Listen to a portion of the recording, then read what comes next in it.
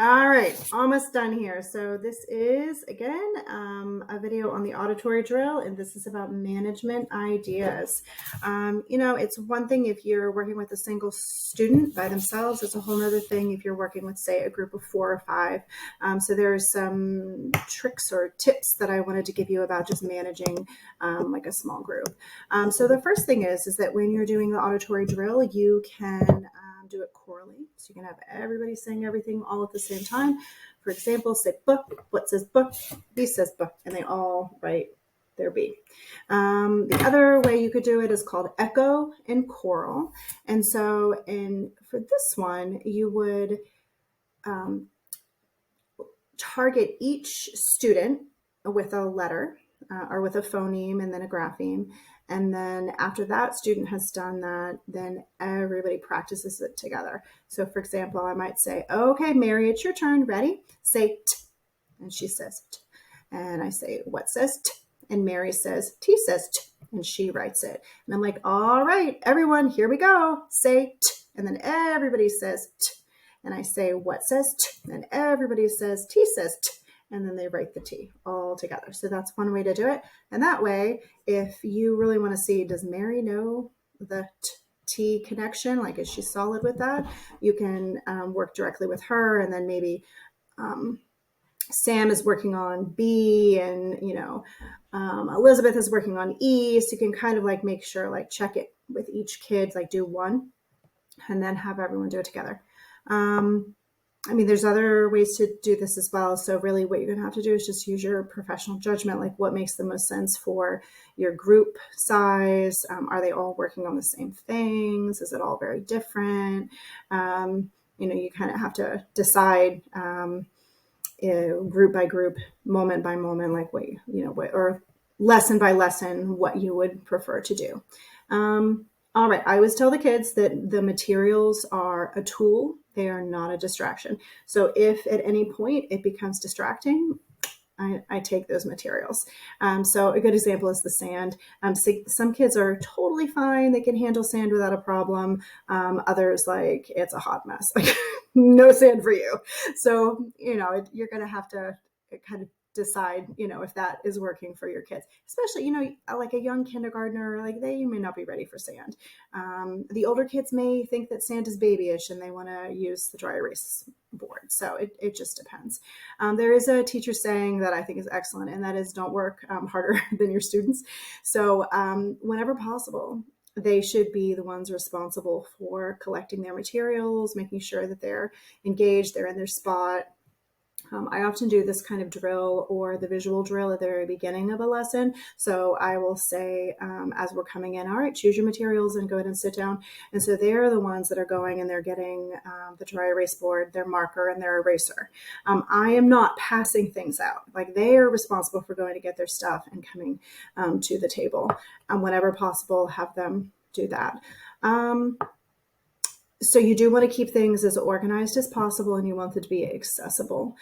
So labeling things, having like a space for each item is always a good idea. Doing some explicit instruction, some training on like the dry erase markers, like we don't want them to dry out. Here's the way we close them, like push the lid down and make sure it clicks, like things like that. You want to make sure they are kind of aware of the best way to take care of the materials, the sand, make sure you hear the lid click on each side so that the sand doesn't spill, things like that. All right, having said that, you have to, as a teacher, decide what you prefer and what you can tolerate. If the idea of like using sand or a salt tray is like giving you nightmares, like, don't use those. So, you have to decide what materials are going to work best for you, not just the kids, but like what you would want to do as well. And I sometimes too, it's like maybe using one kind of material is fine, but offering them too many choices is sometimes a bad idea.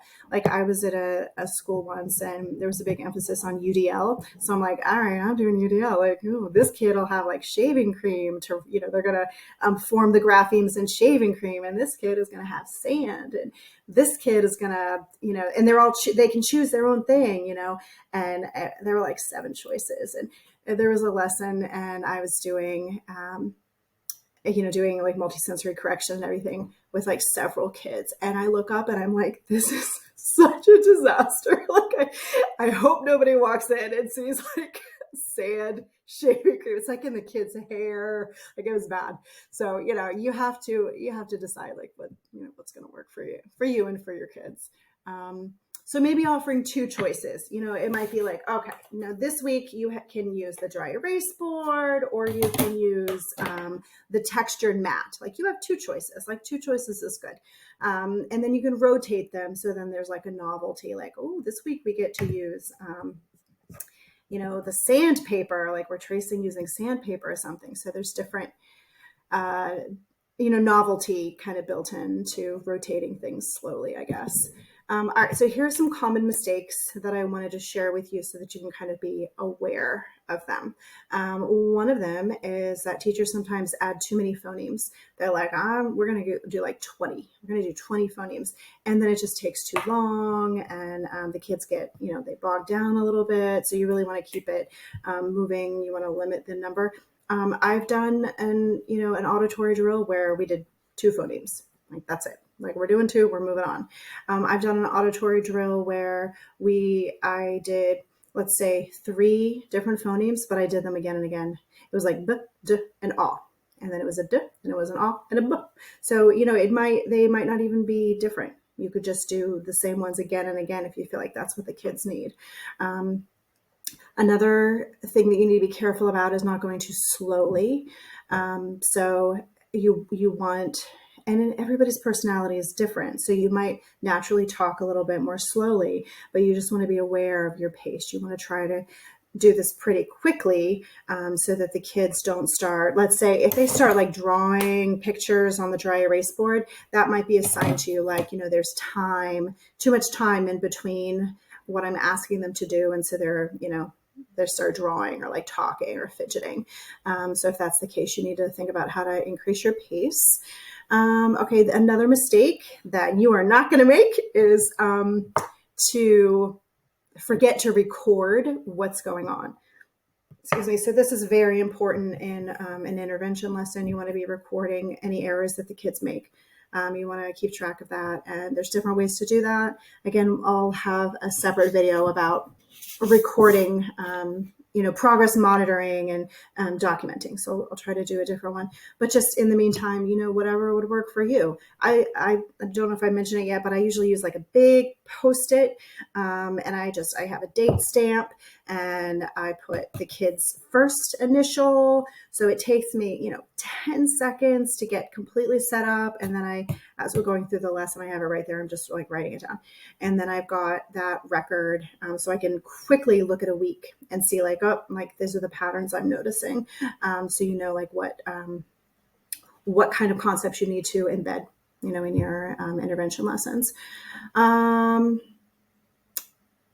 last mistake is that if you're good about keeping track of the errors that the kids make, but you don't use that information, like there's no reason for us to be documenting, doing all this progress monitoring if we're not using that information. So as you're doing that auditory drill with your kids, document what happens. Like, oh, Sam, needs to work on B and D, and Alice is working on CH and SH. Like, make sure you're writing it down, but then take that information. And when you're doing the other components of the intervention lesson, embed those things. Make sure that whoever I said, Sam, is getting words. He's writing words or reading words with B and D.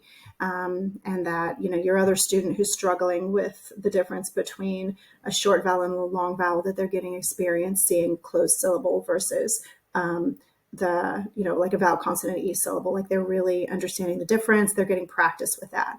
Make sure you use that information. Okay. Otherwise you're just wasting time, which we have no